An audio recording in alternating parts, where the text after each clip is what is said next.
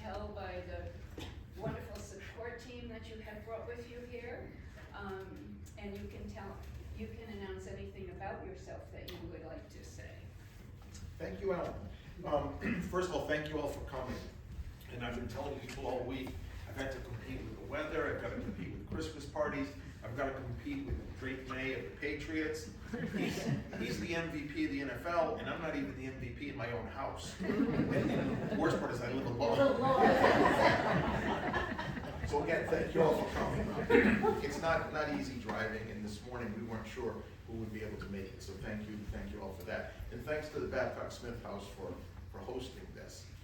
This whole presentation came about because back in October, some of you may have seen an exhibit we had at Hoxie Gallery, and that was on a lot of the Italian immigrants to Westerly.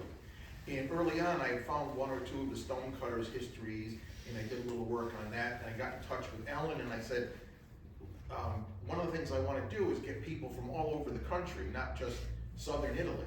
And she gave me the names of, it took her about 4 seconds to give me the names of several stonecutters that I really needed to look into. And that's what brought about this event. Some of those things that we had at the gallery or on these easels around the room and over there, those are just on the stonecutters. I originally wasn't going to put that up, but I realized I could fill in a lot of details on those things that I can't really talk about too much here. But anyway, scalpellini are stonecutters. So one thing we'll get today is an Italian lesson on that.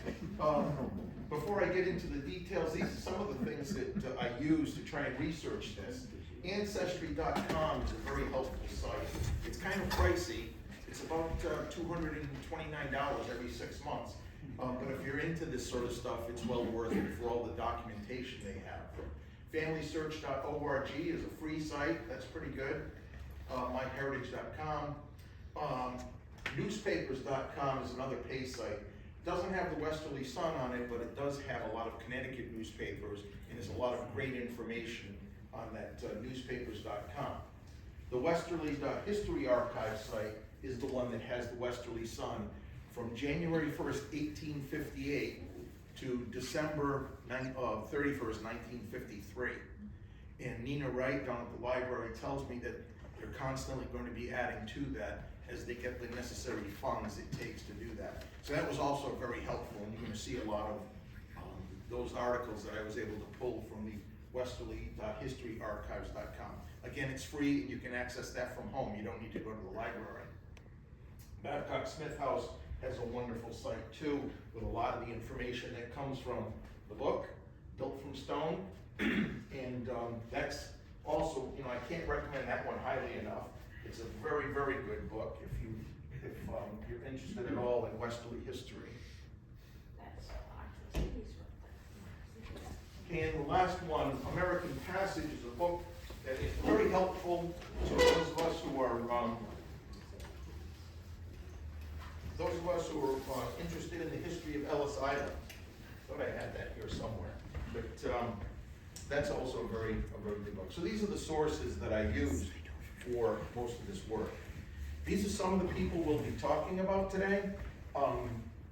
These are some of the greatest stone carvers that came out of northern Italy. Some of the names you obviously recognize because their families are still here. Some of the names have died out, although the families still exist. Attiilio Fraquelli only had 3 daughters, so that name is no longer in Westerly, but his great-grandson gave me some terrific things for this exhibit. Constantino Brusa was his partner, had 2 daughters, so that name's gone. The Cugini brothers are technically not scalpellini. They would tell you themselves that they're muratori, they're stone masons, rather than stone carvers. And I'm not going to talk too much about these folks. Those are the ones I want to work on. Perhaps if Ellen invites me back to do a second presentation, we'll talk about some of those gentlemen. Okay, before we get into the details, when we talk about immigration through New York, we automatically assume Ellis Island, and that's usually a pretty good bet. But it depends on when the immigrant came across. There's a place called Castle Garden before 1890 that they would have entered, and we have a few of our stone carvers who came then. The barge office was opened briefly in New York Harbor while Ellis Island was under construction. This was an important date when the fire broke out on Ellis Island. The first Ellis Island was built from Georgia pine, so it went up pretty quickly. Fortunately, no one was killed, no one was injured, but a lot of the records, all of these other places, were destroyed in the fire. When it was being rebuilt, went back to the barge office until the end of 1900, and then Ellis Island again. And that's talked about, I think, in this poster over here too. Now, I'm gonna show you a map, and it looks a little bit more complicated than it really is, but this is a map of New York Harbor. Castle Garden and Castle Clinton are the same place. The name went back and forth several times. It was named after DeWitt Clinton when he was governor and then later senator from New York.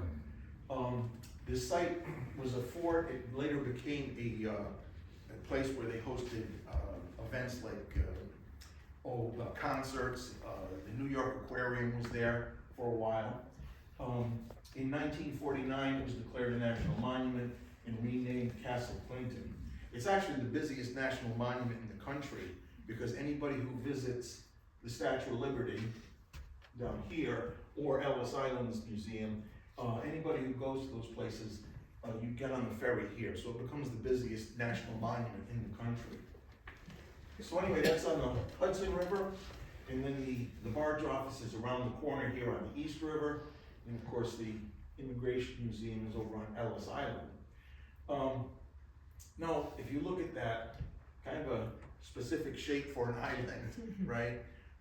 Anybody know the history there? Here's a hint. It was 3 acres, 3.3 acres, and then by the time it's reached its current state, it's 27 acres. All of the rubble that was created when they excavated the New York subway system was poured there to make Ellis Island. So that's why it's got that fairly specific shape. We had a chance to go visit earlier this past spring, and the hospital has not been restored. That's in this wing, and the hospital is very much worth seeing, but it's totally in need of renovation. But it is worth seeing where a lot of that work was done. So those are the places that New York Harbor would have brought immigrants in. Typically a ship would come in, say from Naples. It would be here where they would drop off American citizens. Then the third class passengers in steerage would get on a barge or a ferry and be hustled over to Ellis Island for processing. That's what Castle Garden looked like in a painting that was done way back when. It was basically a fort designed to protect the New York Harbor from attack. Here's the rear of the building there. The barge office, like I said, it's right around the corner. Yeah, I got this off of the Library of Congress website. And then of course there's a postcard of Ellis Island right there. Okay, the first place we're going to look at is the stonecutters of Breno Useria. There's 3 things from this picture that are pretty important, I guess. One is, Breno Useria is a very tiny place. Never been more than a couple of thousand people, maximum. All of these men and boys were working as stonecutters.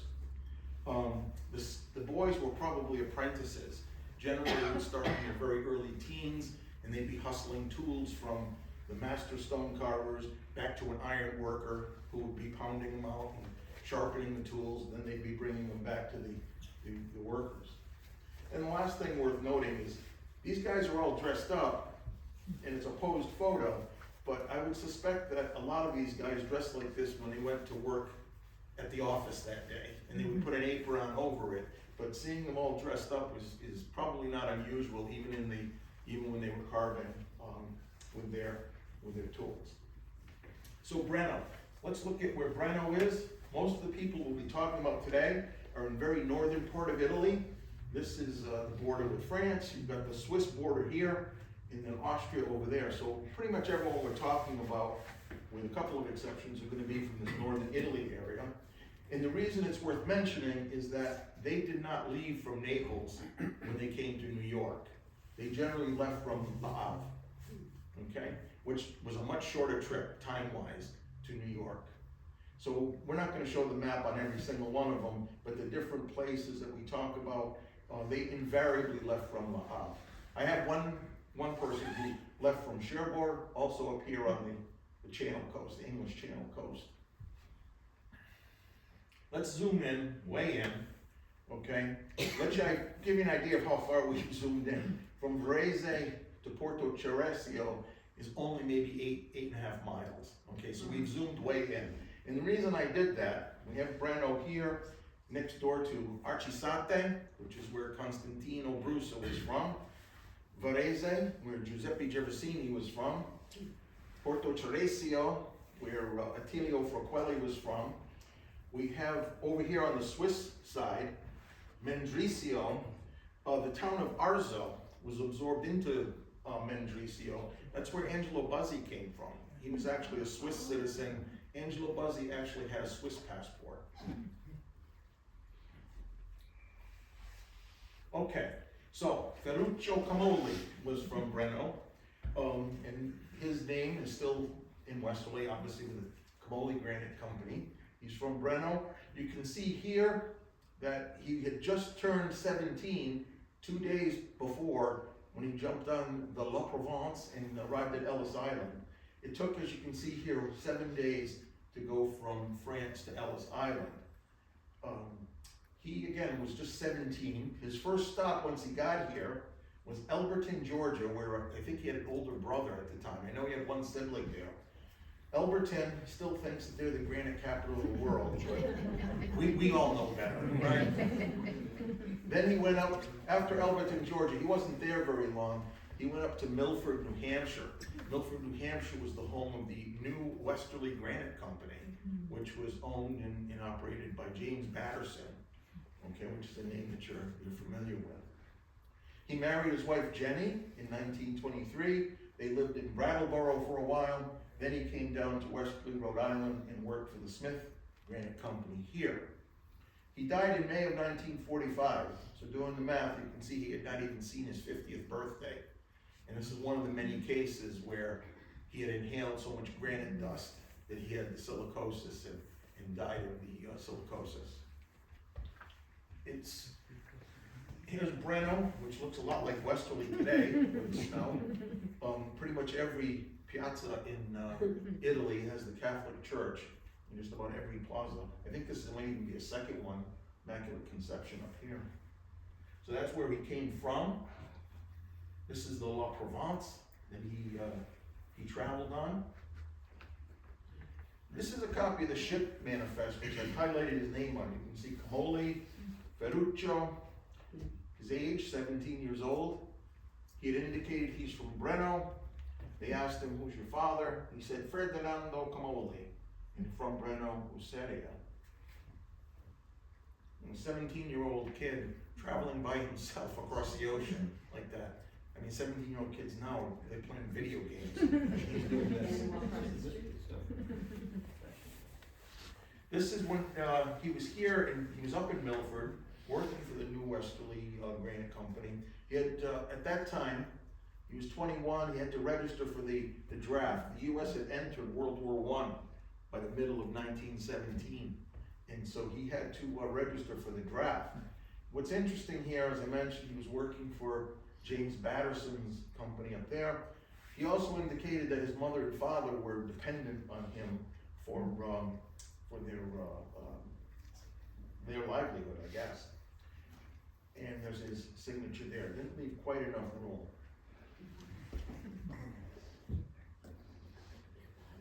Now, Feruccio is well known for carving the Bowdoin College up in Brunswick, Maine. The Bowdoin bear, the polar bear, is the mascot for Bowdoin College. The reason for that is Admiral Peary had discovered the North Pole in 1909, and he was a Bowdoin College graduate. So the class of 1912 said we should honor Admiral Peary, one of our alumni, and so they decided they would go with a Bowdoin College bear as a mascot. This is 8 feet tall. He's on a 3-foot pedestal. There's Feruccio there. Very difficult for me to find any photos of Feruccio or Frank Comolli. There he is with the bear that he's carving. And there's after it's been installed at Bowdoin. Now, I don't think Feruccio made that trip. This was in the 1930s. 37, 38 was when the Bowdoin College Bear was complete. And there it is installed on the campus of Bowdoin College up in Brunswick, Maine. But it's a tremendous amount of work. It's a tremendous amount of detail. This is a man who's never seen a polar bear in his life. I mean, it wasn't like photos of polar bears were common back then. But there was a sculptor in New Jersey who had sculpted out of clay, and Feruccio Comolli, a single piece of granite, 8 feet tall. This is Franklin Smith, who was president of the Smith Granite Company in the 30s, standing next to the Bowdoin College Bear. And one of the reasons I wanted to include this, when Feruccio had died at age 49, 2 of the pallbearers were Constantino Brusa, who owned a competing granite company here in Westerly, and Franklin Smith, the president of the company, thought so highly of Frank Comolli. He was a pallbearer for his employee. So he's one of the stone cutters from northern Italy that made a big impact here in Westerly. Giuseppe Gervasini, Joseph Gervasini, was from Varese, as I mentioned. He was born actually in Milan, but his parents and he were living in Varese. He left Le Havre April 6th aboard the SS Lorraine. Got here again, it's just a week on the ocean to get to Ellis Island. Got married to Carolina Faverio, and by 1910 he was living here in Westerly. He worked for Columbia Granite Works and also the Joseph Coduri Granite Company. There was a lot of flexibility, and I've talked to John about this a little bit. It seemed like for specific projects, people had specific skills, and they might work for somebody else for a specific assignment, and then maybe go back to the other company. But it seemed like there was a lot of fluidity in the way that these people handled their employees. As I said, he worked for Columbia Granite Works, where he did one of the masterpieces that's in the riverbend, and he also worked at Joseph Coduri Granite Company. Died in 1949. There's Varese, and when I look at that, I have to wonder why he would want to leave. It's so beautiful, and so many of these little towns are. It is beautiful. We happen to have one of the grandchildren of Giuseppe Gervasini up front here. This is the La Lorraine that was his way of traveling. This is the ship manifest. Gervasini. Giuseppe was often abbreviated GPPE on these so it was easier. He indicated he was a sculptor from Varese. One of his friends that I've not been able to find out about, Giovanni Grignola, and I did do a little bit of a superficial search. I don't know much about Giovanni Grignola yet. Now, in 1910, he's living on Granite Avenue in Westerly. We all know where Granite Street is, I hope, right? This is 124 Granite Street. Does everybody know where Granite Avenue is? Is it off Oak Street? Off of Oak Street, yep. It's behind, Ginger Ellis, it's on. Right, it's right, it's behind Ginger's. Ginger Ellis. Right. Ginger's, yeah. And that's where the Giuseppe Gervasini family were living, although he's Joseph by now. One of the reasons I wanted to put this in here, by the way, there's one clue, Oak Street, and in between Granite Avenue. But one of the things that's worth noting on Granite Avenue, he's in the granite business, right? His neighbor here, William Duguid, is another Scottish name for granite companies here. But bricklayer, granite, stonework, granite. So there's more than a few stone cutters on Granite Avenue, and it's not that long a street. Vito, Yes. William Duguid was my great-grandfather on my mother's side of the family. Okay, well, that's gotta go into the next presentation. I didn't know that. Thank you, John. Thank you. That's good. I didn't know that.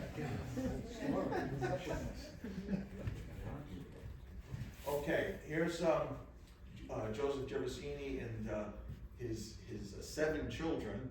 Over here is Gene Gervasini, who, as I said, is the father of one of the, no? No, No? my father's Oh, okay. all the way over to the other end. The other end? Yeah, And is it Gene? Albert. Albert, okay. Somebody else gave me That's that. Jean. Okay, but That somebody is else told me Gene. that was your father. Okay. But in any case, Joseph is your grandfather. Correct. He died before I was born. Right, 1949. We were doing the math. But he did some fabulous work. Here he is in the Coduri Granite Company, along with Nick Bildy. This came out of the Built from Stone book. But this is one of the famous statues. This is it's the Monty Monument, right? Monty. Right, and you can see the upraised arm was broken off by vandals. So you can see this in Riverbend as you drive by. If you're going slow, if you're doing the speed limit, you can see this as you go by Riverbend. I'm told that the arm is in the attic at Riverbend. But there's, Yeah, they have it. that's what I'm told, but I don't know that anybody today would have the skills to fix it. As a little girl, I was fascinated by that angel and her arm. I loved it, and I was heartbroken when that happened. Roughly when was that? I don't really remember, maybe 50, 60 years ago. But it's a remarkable carving. It really is. It is a shame that it was vandalized. It was after we were adults. Really? So- Yes. Wow. Yes. Okay. Let's talk about Joseph Coduri a little bit. He's from Colico, okay? Worth mentioning here that he had a couple of older brothers because he traveled with them when he departed Le Havre aboard the La Bretagne. That arrived at Castle Garden. Again, this was before 1890. It was before Ellis Island existed. So they would have been processed through Castle Garden. He started his apprenticeship up in Barry, Vermont. Another place that thinks it's the granite capital of the world. But there are a lot of Italian stonecutters in Barry, and there's a 20-foot tall statue of an Italian stonecutter in Barry to commemorate how many had worked there. His partner, his marriage partner, it's important to remember that name because with her brother, he had formed the Marzoli Coduri and Marzoli Granite Company. Unfortunately, Joseph suffered from health problems, so in 1916 he had to go to California because again it was a silicosis issue, as I understand it. And then around that time is when Joseph Coduri purchased the Oak Street assets of the Joseph Newell Company. Joe, do I have all that pretty much correct? Joseph Marzoli went to California. Yeah. Joseph Coduri stayed here. Right.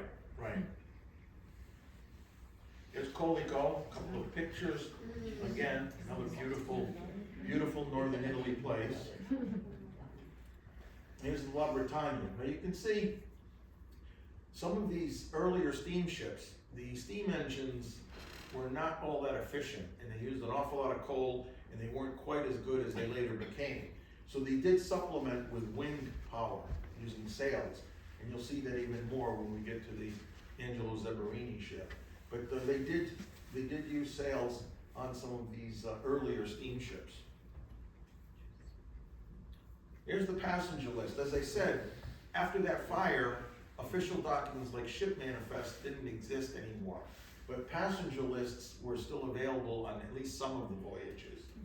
So we have Mrs. Barb Coduri here, her son Carlo, Mrs. Albino, her son Albino, and then 6-year-old Giuseppe traveling with his mother and 2 brothers.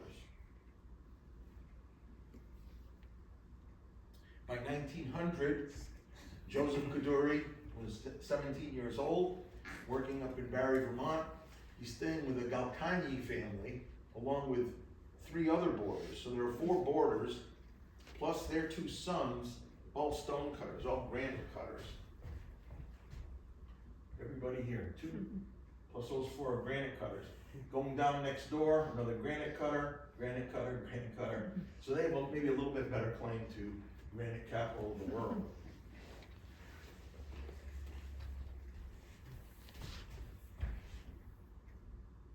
Couple of monuments that the Coduri company is responsible for. Columbus down here at, next door to the Wesley Library. This bas-relief here is just excellent work. You can almost feel the water in that. Tremendous detail. And John, this is 2 pieces, right? Oh, yes. Yeah. The Roger Williams Park, the pedestal, I believe was done by Coduri. This is the 2nd Regiment down in Washington. It's on the ellipse near the White House, again by Coduri Company.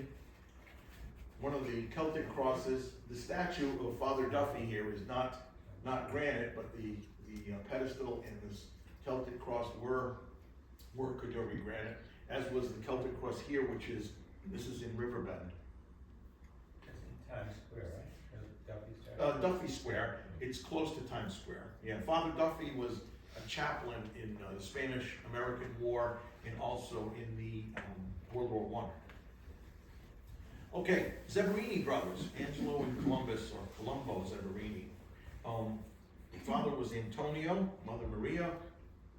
They arrived in Castle Garden pretty early, 1867.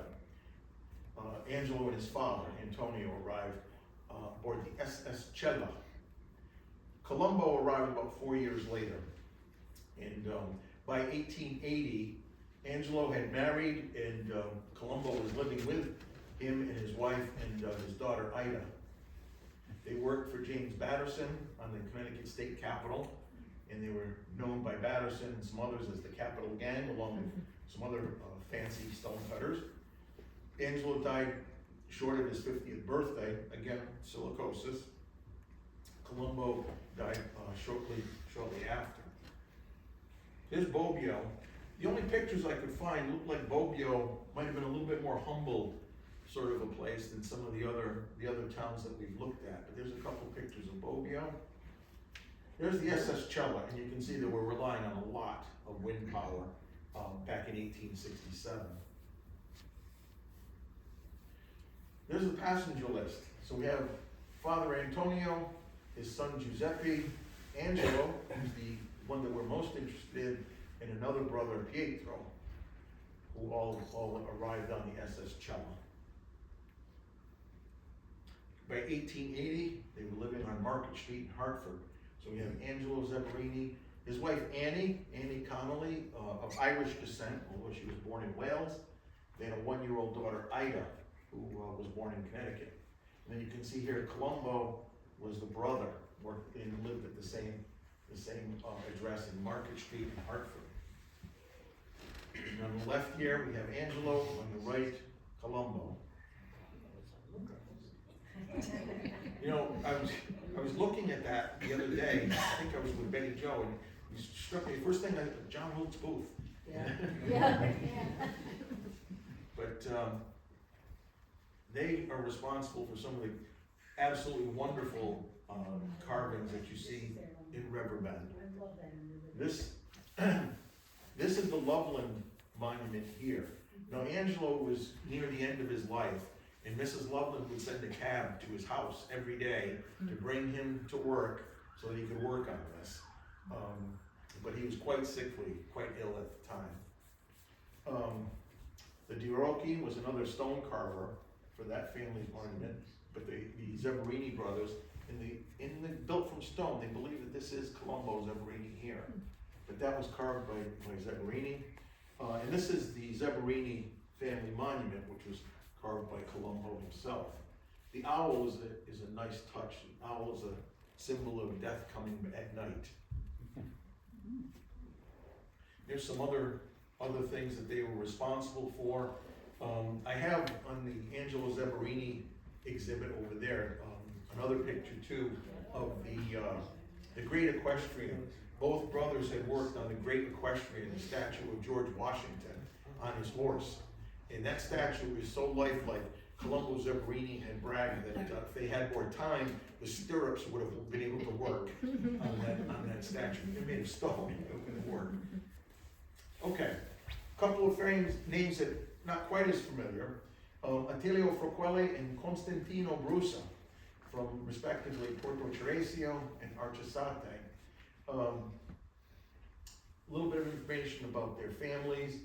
Attilio's travels came over on La Lorraine.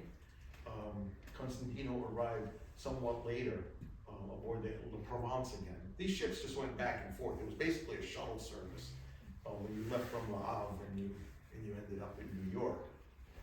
Attiilio also, barely 50 years old, Wallum Lake had a sanatorium up in Burrillville, and that was to treat tuberculosis patients, and that's where he passed away.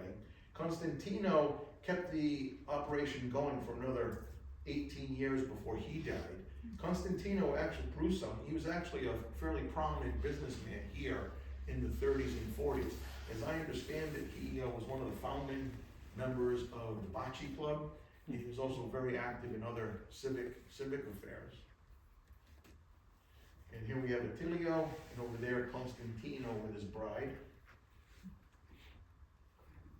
There's the Fraquelli and Brusa granite cutting shed. It was on Oak Street, down by the Spruce Street end, where they had their operation. A couple of things. They had advertised using this. This is the O'Brien Celtic Cross, which they used as a sample of their work. This is actually in Mount Pleasant, New York. It's almost identical to the Nidal Celtic Cross here in River Bend. The only difference is this name and a little bit of a difference around the circular part of the Celtic Cross. Tremendous detail of the 12 apostles here, and it's believed that Angelo Buzzi was working for Fraquelli and Brusa at the time, and that he did a lot of that detail work. And this is just a sheet that would have been used for doing cost estimates or invoices or something, but just to give you an idea of that firm. Vito, I have a question. Sure. Did they trained in Italy before they got here? Depending on their age. Because that's such a skill. Yeah, it would depend on their age. Some of them were sculptors, stone cutters before they came. Obviously, Giuseppe Gervasini was only 6 years old, I know. so they might have had the chisel and hammer in his hand. But yeah, and as you saw, some of them had to do apprenticeships. Yeah. Like Angelo Zerbarini did an apprenticeship, which is at age 14 in the U.S. generally. Yeah. Anybody can answer this. There's a difference between a carver and a sculptor? Carver, lots of times is gonna be more two-dimensional, like the bas reliefs on the outside of that, or the sculptor would be more three-dimensional, using the whole piece. Yeah, and I'm not sure if some of them may have used that interchangeably. Yes. That, for example, if we go back to the Boat and Bear, the guy who sculpted it in clay was a sculptor from New Jersey.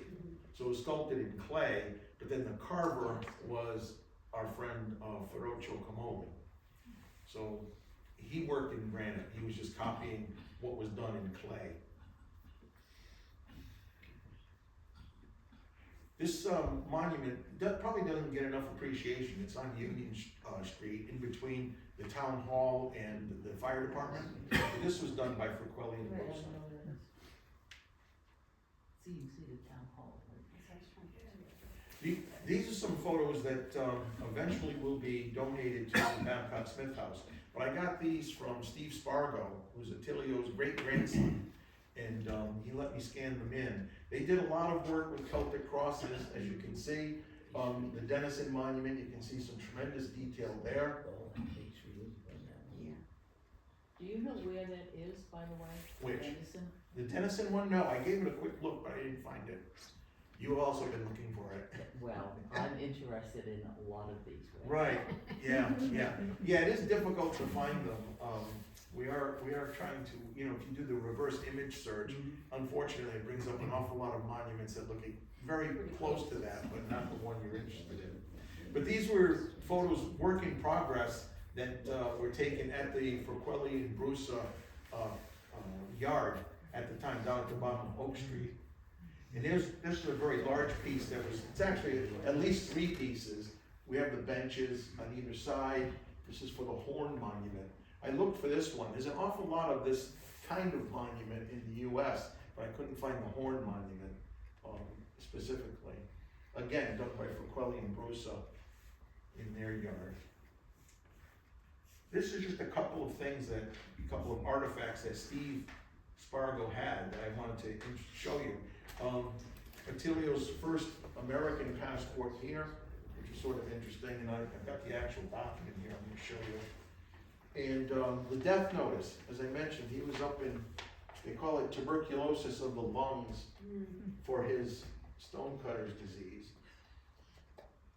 Now, his mother was a Monti. I do not know if that was the same Leah Monti who was the carter here, who's the tremendous statue that we saw earlier is the Monti family statue.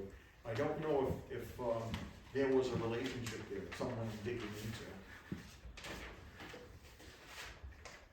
Did you not know where that horn was located? Because I just found it. Which one? The horn, the Cully and Musa, Yep, it's in Woodland Cemetery in New York. great, thank All you. you gotta do is take a picture of it, go to Google search it, came right up. See, no, I did the reverse image lookup and I didn't have any And luck. also gave me the whole quote from the Bible and my, so it's all about. This page was taken from Attiilio Fraquelli's actual first American passport. It's just interesting the way they did those in those days. And I also have his death certificate in here. Once he passed, his partner, Brusa, continued the operation. There was a fire in 1936, which burned the shed down and it destroyed several monuments that were nearly completed or work in process. He was, as I mentioned, a very prominent figure in town. In addition to being one of the founding members of the bocce club, he was one of their early champions. And again, very prominent. You can see some of his accomplishments here. In the old days, the Westerly Sun used to publish when they attended a funeral. They would publish like who the pallbearers were, what Yes. songs were sung. I wish they would continue to do that actually, because it helps put together the puzzle a little bit if you know who was there. That's right, Farquhar Smith, probably of Smith's Fork.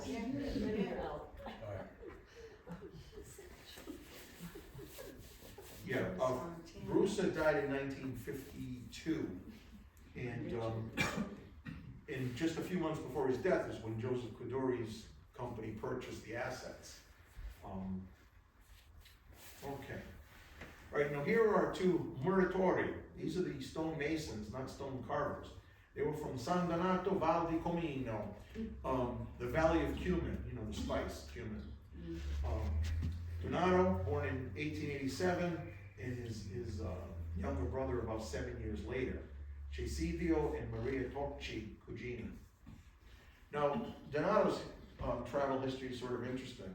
He left Cherbourg, which is up near La Havre, and at age 17, he arrived in New York City on the 9th of April. He then returned to Italy briefly at some point later, and then that time he departed from Naples, and he re-entered the US at the port of Boston aboard the SS Canopic, which did that Naples-Boston shuttle all the time. Gerardo came over substantially later with his younger brother Antonio. I believe there were a total of 8 siblings. I think 5 brothers and 3 sisters. Sounds about right. Yeah. Both applied for the 2 brothers were pretty much inseparable, and you'll see some of that. They worked together on a large number of projects, and it seems like Donato sometimes was looking out for Gerardo quite a bit, since he was the older one too. Quick look at, we have Donato on the left here, Gerardo over on the right. Here's where, it's just basically east of Rome, maybe a little bit even southeast of Rome, rather than northern Italy. So Naples was actually a more natural port for them to leave from. and that's where most of the southern Italian immigrants came. There's San Donato, again, why leave? Cause they like to eat. True, the economics basically are dictating that. There were a lot more opportunities to be stonemasons here in a country that was still building a lot of things than there. So there's the SS New York, which was the first ship for Donato. The Canopic was the ship that goes from Naples to Boston. Does anybody know what a Canopic is? When the Egyptians mummified bodies, they removed the internal organs, like the stomach, the intestines. They placed them in a box called a Canopic. Now, why would you name a ship that? Well, everybody already had lunch, right? All right, and there's the Taormina, which was Gerardo's vessel. Come on over. Just a quick look, Donato's, this is when he traveled from Cherbourg up in the Channel Coast on the SS New York. And you can see, by the way, this person underneath was a US citizen, so they indicated that here, okay? So that they can, once they get to New York, they can just get discharged at the pier as soon as the ship comes in. Whereas Donato was gonna have to go through, this is a different brother, who was in Croton-on-Hudson. Did you have a great uncle in Croton-on-Hudson? Uncle Tony lived in Staten Island. Yeah. His whole family, Staten Island. Interestingly, like I said, these two brothers were very close. If you look, number 4064, number 4065, and we had Donato and Gerardo applying for a US citizenship the same day. They were living, Donato was married and Gerardo was still living with him and his wife Josephine. This was when they were living in 51 Division Street in Norwich. The brothers, like I said, were pretty much inseparable. All right, thanks to some help from Petty Joe on this, Gerardo was her great uncle, and what some people don't know is that they built the St. Pius Church, along with obviously some other parishioners. But the church took about a year and a half or so, judging by what I found. And the stone there was donated by Angelo Gincarelli, whose son was Francis Gincarelli, the state representative in Senator. That was Francis Gincarelli. So he donated the stone. There's Gerard Cugini. And they basically donated an awful lot of their time and their blood and sweat and tears to build St. Pius, which is one of the last, if not the last, public buildings made from westerly granite. Like I said, 1956, 57. That's when this newspaper article was published. And there's a couple of other workers there. But there's Gerardo with his fedora. Was the school built after that one? The Elm Street School, The school across from St. Pius. that was actually much before. Oh, yeah, my father went to high school in that building. Yeah, that was the high school before they moved the high school to next door to the library. Yeah. So we're talking a century ago Yeah, plus. exactly, yeah. But this is fairly recent for St. Pius. Yeah. This, There's the church today, and look at the detail. This is what they call that ashlar type, where all these right angles, perfect measurements, and very little mortar was required to hold that together. And that building is gonna outlast our great-grandchildren for sure. Now, it's important to understand, Vito, that every one of those pieces was cut by hand. Right, right, No machines. right, and Chisel, perfect straight lines, chisel, and a hammer. right. With a pencil and a piece of string. Yeah, exactly. And Betty Jo, by the way, knows how to find the grain in the granite if you need to get anything built. This is another, I didn't realize this building, this is 45 High Street downtown. This is one that Betty Jo pointed out to me, was also done by the Cugini brothers. And again, it's that stonework, it's fabulous. If you look closely enough, like where the keystones are, it's absolutely fabulous. And of course, we walk by there, the Gorley building, we just walk by there every day, you know? And Gorley, by the way, he was up he must have been involved in Granite too, because he was Yeah. located up by the water tower was his house. There's a huge monument to Gorley in, Riverbend. Okay. He was an owner of One of the Granite. companies, yeah. There are some other people I want to do some more research on, and I haven't gotten very far yet. I did want to mention them only because, again, well, some of them came before 1890, before that fire destroyed a lot of the records. So getting records on these guys has not been easy. I have found a few things on them, but not enough to really talk about in any detail. And again, these are names that we don't really think about too much today because their descendants, if they're here, are not bearing those same surnames. But that is something else I want to do a little more work on if Ellen will invite me back. I can even introduce you to several people related to those. That would be helpful. And a photo of John DeRocchi upstairs Okay. in the library here. It's John DeRocchi. Well, I don't have any of that wonderful Italian blood in my I don't have anything beyond this, but I am open to any questions you might have. Yes. I have a question. You had pictures of the Zerbarini brothers? Yes.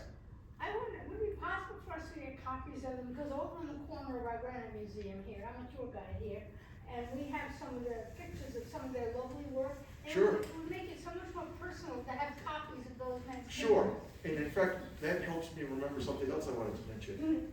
Nina Wright at Westerly Library has a terrific Facebook page, and she has different folders, and one of them is on the granite industry, okay? And she does have a terrific picture of Angelo and another picture of Colombo.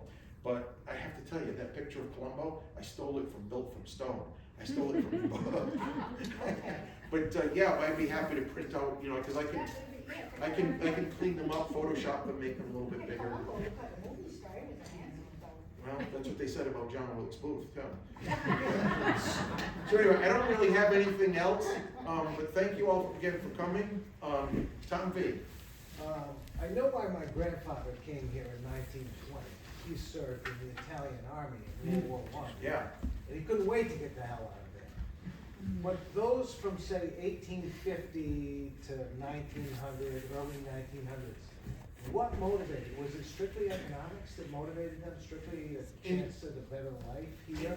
In talking to some people, depending on where they were, economics was a big part of it.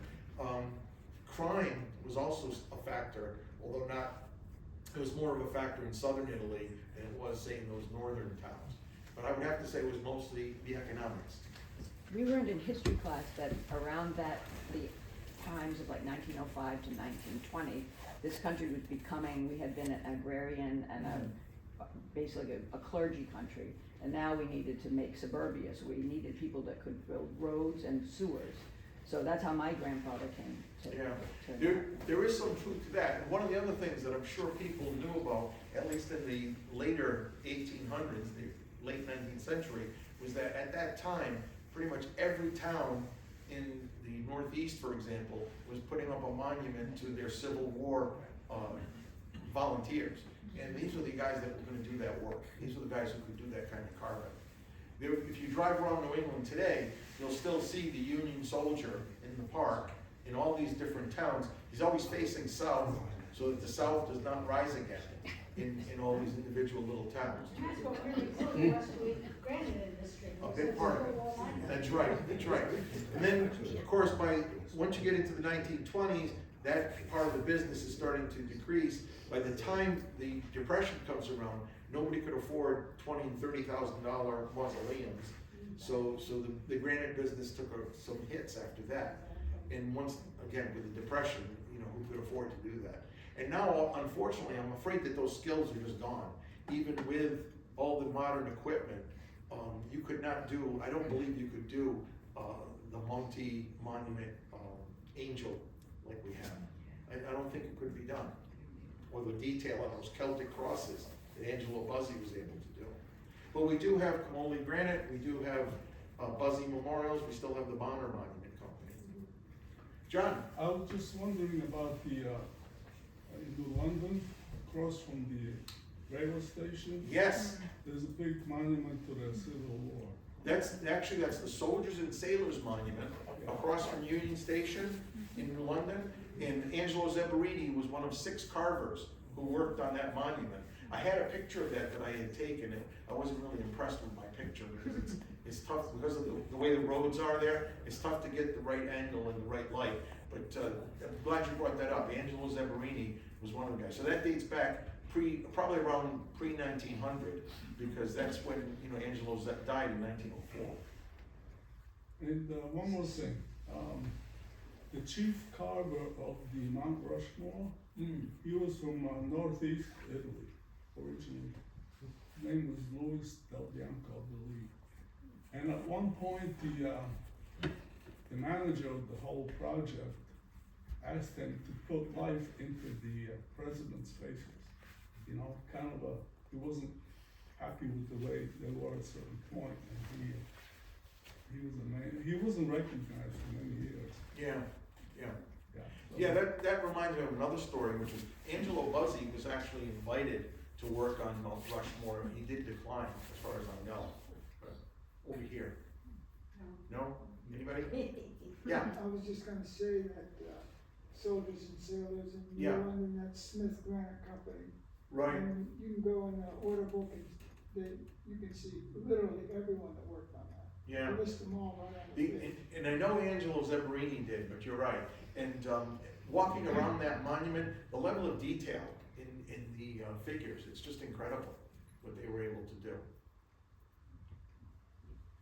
When we lived outside of Washington, the National Cathedral was still being built, and occasionally the Washington Post would update its progress.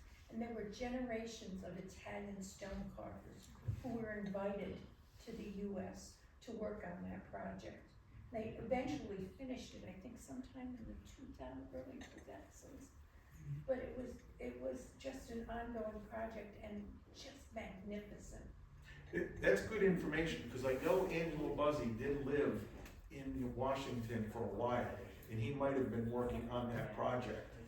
So that's actually good information to have, because I do want to follow up on that. And I think the National Cathedral Archives has been diligent about recording who the workers were and the progress.